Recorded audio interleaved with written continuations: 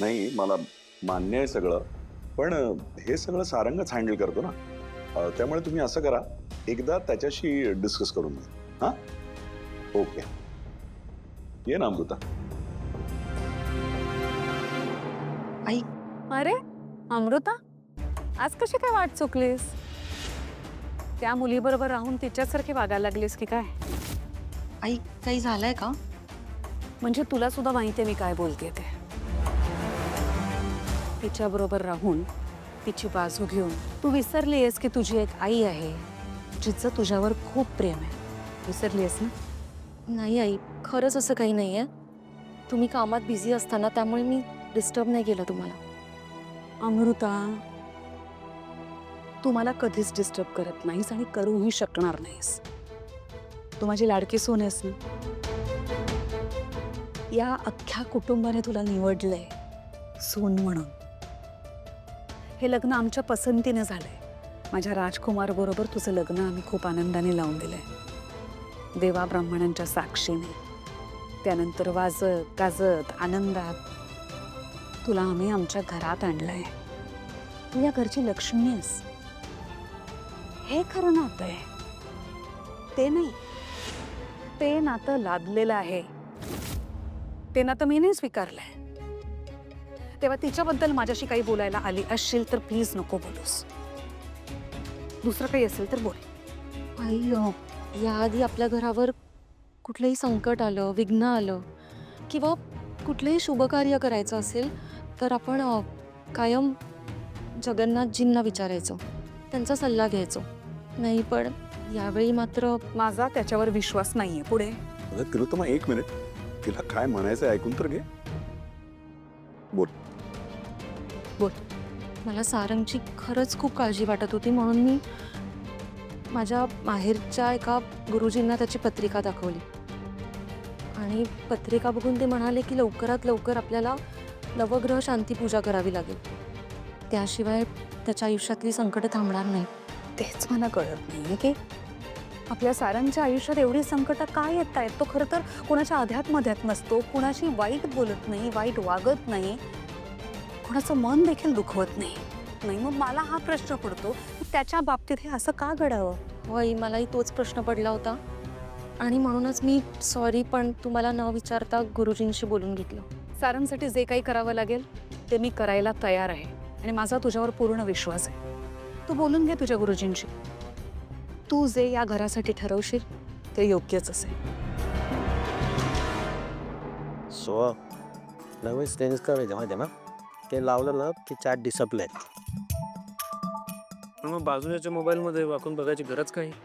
मांडवायला दिसतं पण बघतोय ते डोळे काढून हातात दे ना. हे. मला जरा सगळ्यांशी काहीतरी बोलायचंय. सोहम, फोन ठेव. काय बोलले मी आता? मी म्हणाले मला जरा सगळ्यांशी खूप महत्वाचं काहीतरी बोलायचंय. सॉरी. खरं तर सारंग इथे असायला हवा होता, पण तो कामानिमित्ताने बाहेर गेलाय.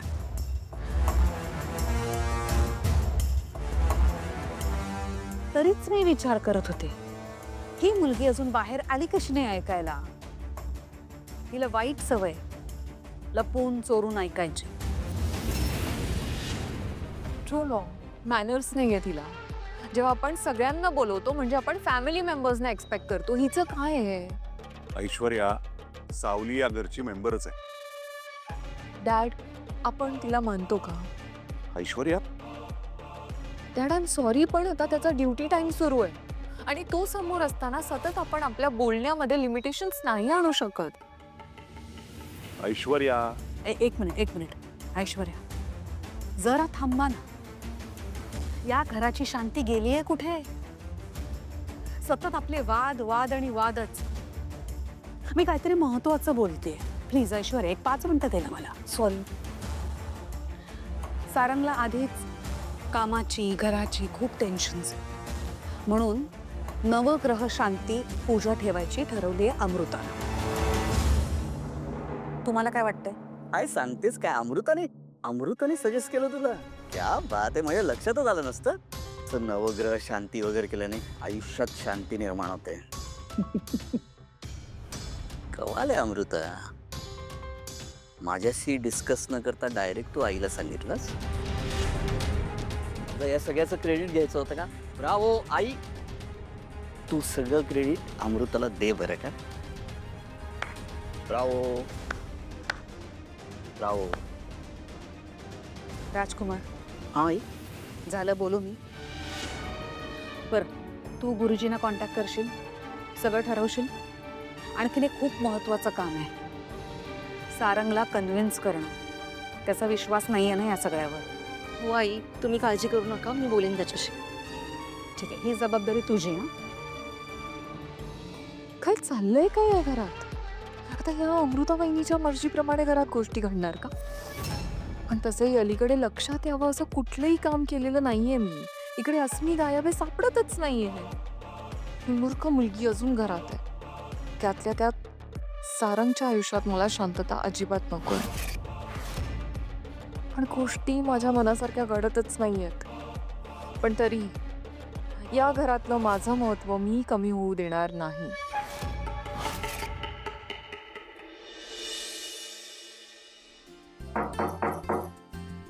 वहिनी ये ना आता. जेवलास? हो जेवलो. जेवावंच लागतं मला. सावली थांबते ना उशिरापर्यंत. मी नाही जेवलो तर ती नाही जेवत. हो, कायमच तिला तुझी खूप काळजी असते. माहिती आहे मला. सारंग, एक बोलायचं होतं. हे पण माहिती आहे मला तुला काहीतरी बोलायचं. ते चेहऱ्यावरूनच कळतंय. सांग काय झालं? आपल्या घरी नवग्रह शांती पूजा करायची होती. कशासाठी? तुझ्यासाठी. माझ्यासाठी? काय गरज आहे? खूप गरज आहे. नाही म्हणजे आधी मलाही वाटलं होतं या सगळ्याची काहीच गरज नाही. पण सावलीमुळे ना या सगळ्याकडे बघण्याचा माझा दृष्टिकोन खूप बदलला. अरे, असं काय केलं सावलीने? त्या दिवशी ना एक वासुदेव आला होता आपल्या दारात. नक्की काय म्हणायचंय तुम्हाला? त्याने सांगितलं की तुझ्या जीवाला धोका आहे. हे ऐकून माझा विश्वासच बसला नाही आधी. पण या घरात एकालाच तुझी काळजी होती आणि ती म्हणजे सावली. हे ऐकल्यावर ताबडतोब जगन्नाथजींना तिने गाठलं. त्यांनीही तुझी पत्रिका बघितली आणि त्यावर शिक्कामोर्तब केलं. सांगा ना काय आहे ते. सारांच्या आयुष्याला धोका आहे. हे सगळं ऐकून सावली खूप घाबरली आणि यावर उपाय म्हणून जगन्नाथजींनी तिला खूप कठीण व्रत करायला सांगितलं. मला त्या व्रताबद्दल सांगा ना. मी सारंग सरांच्या दीर्घ आयुष्यासाठी काही करायला तयार आहे. हे व्रत खूप अवघड आहे.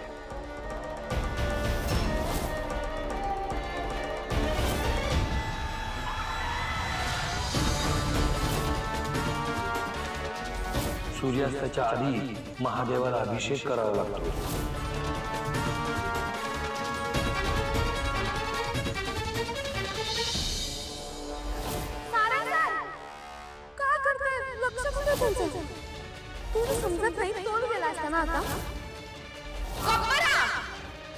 प्रत्येक गोष्टीत तुम्हाला चेष्टा मस्करी सुचते का?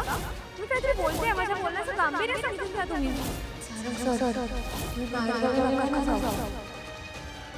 त्या बिचारीने खूप कष्टाने हे व्रत पूर्ण केलं आणि म्हणूनच एवढ्या मोठ्या अपघातातून तू वाचलास.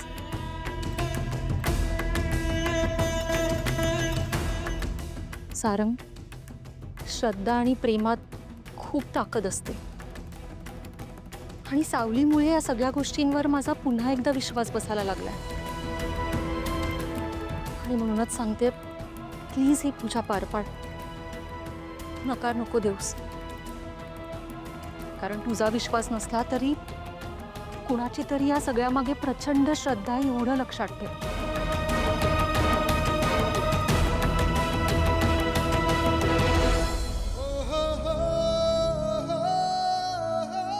खरंच वेडी आहे सावली. एवढं केलं तिने माझ्यासाठी आणि सांगितलं पण नाही. मी काय करू?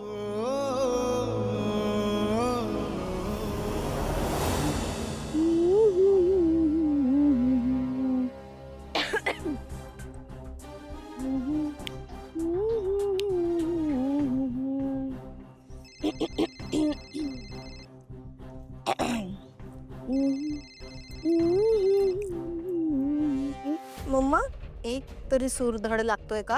हा? आय एम ट्राईंग ना मम्मा. भैरवी वजेची मुलगी आहेस तू, थोडी तरी इज्जत राख माझी. तुझा हा आवाज जर तिलोत्तमाने ऐकला तर काय होईल? हा?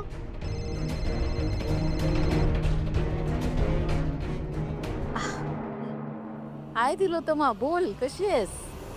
अगदी मस्त, मजे. तू कशी आहेस? अगं खूप दिवसांनी घरात एक कार्य काढलंय. अरे वा, छान. घरात शुभ कार्य होत राहिलं पाहिजे, म्हणजे घरात कशी पॉझिटिव्ह एनर्जी राहते ना. पूजा ठेवली आहे खरं तर, आणि तू घरचीच आहेस ना, त्यामुळे मला असं वाटतं की या कार्यासाठी तू घरी यावंस. येशील ना? ऑफकोर्स तिलोत्तमा, तू बोलवशील आणि मी येणार नाही असं होईल का? असंही मला सारंगला बघायला यायचंच होतं. बरं झालं तू बोलवून घेतलंस. येऊ आम्ही नक्की. खरं तर सारंगसाठीच पूजा ठेवली आहे मी. हो का? चांगलंय, भेटूया आपण पूजेच्या दिवशी. ये नक्की ये, मी वाट बघते. हा, चल बाय. आपण तिलोत्तमा आंटीच्या घरी जाणार आहोत मम्मा. हा? हो, पण त्यात एवढं एक्साइटेड होण्यासारखं काय? नाही ऍक्च्युली त्यांना ते कॉम्पिटिशनचं सांगता येईल ना आपल्याला म्हणून. ओ,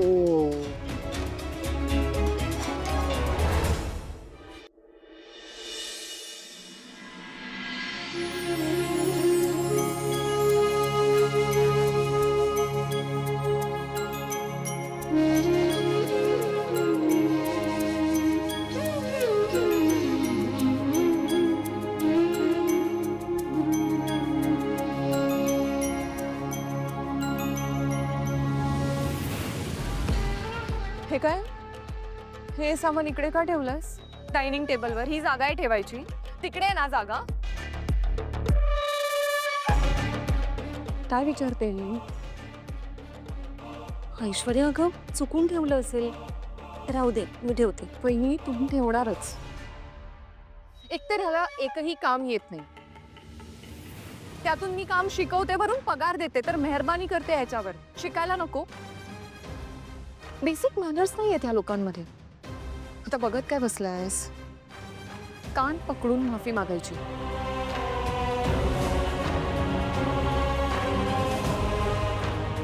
बोल. चुकी झाली, माफ करा.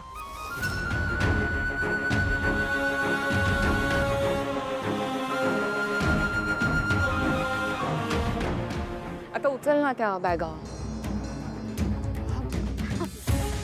नमस्कार. नमस्कार. Welcome welcome. कशा आहात? मस्त. झाली का पूजेची सगळी तयारी? हो, ऑलमोस्ट. अरे वा, छान.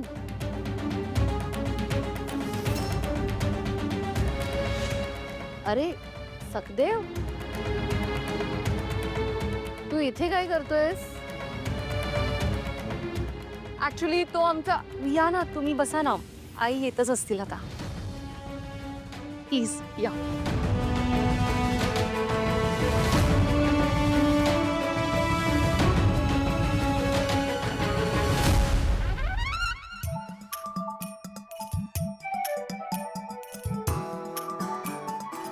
सांगतो. सोमदादा प्रेमात पडलाय. सोहम भाऊजी आणि बबलू भाऊजी ज्या मुलीविषयी बोलत होते ती मुलगी तारा तर नाहीये ना? सखदेव, पाणी.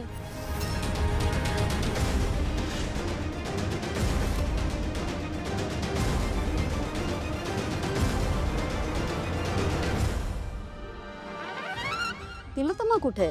नाही, मॉम रेडी होत आहेत, येतात. आम्हाला वाटलं आम्हाला उशीर झालाय.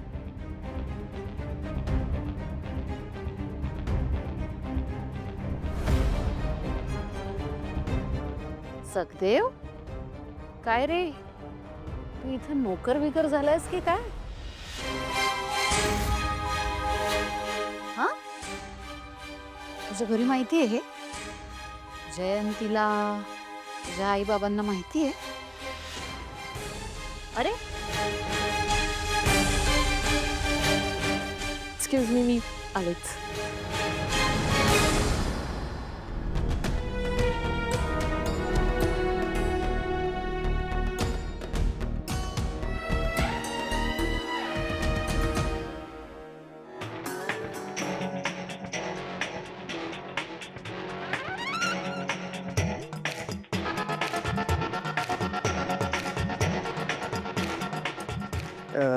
बरोबर कशात? मी एकदम मजेत. वा वा वा, तू कसा आहेस? मी पण मस्त. तारा मॅडम कशात तुम्ही?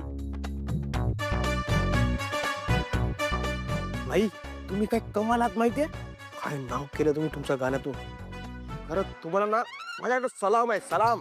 आज तुमचे गुण सगळे तुमच्या पुरीच्या अंगात आहेत. Thank you thank you thank you. काय पाहिजे? कॉफी, चहा, बिस्किट, फ्राईड राईस? नाही नको, आय एम गुड. येतो.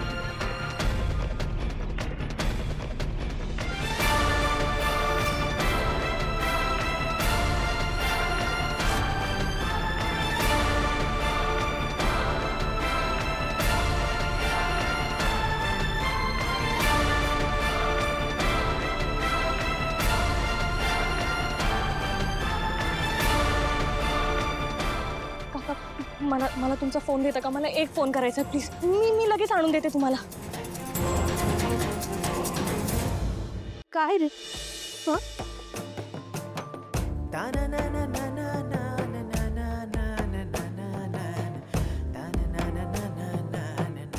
तारा, माझं काही चुकलं का?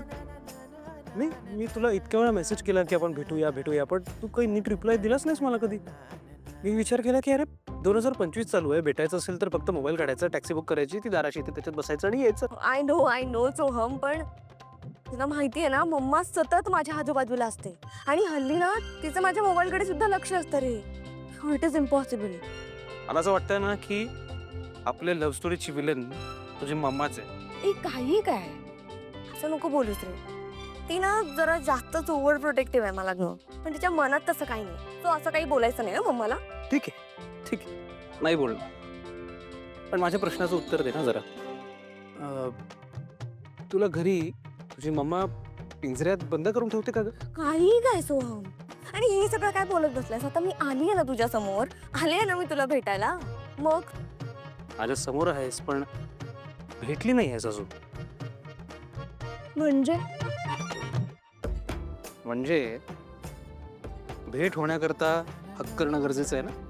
काही काय सोहम, आणि कोणी बघितलं तरी तिकडे तुझं काहीतरी जातं. कोणी नाही बघणार, सगळे बिझी आहेत.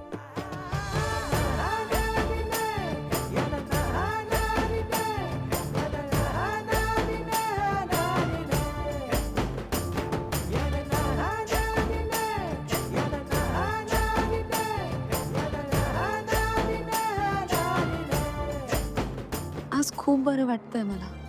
विठ्ठला, माझ्यासोबत हे सगळं जे चाललंय ना, त्याला कोणाचीच नजर लागायला नको. हॅलो, अस्मी बोलते.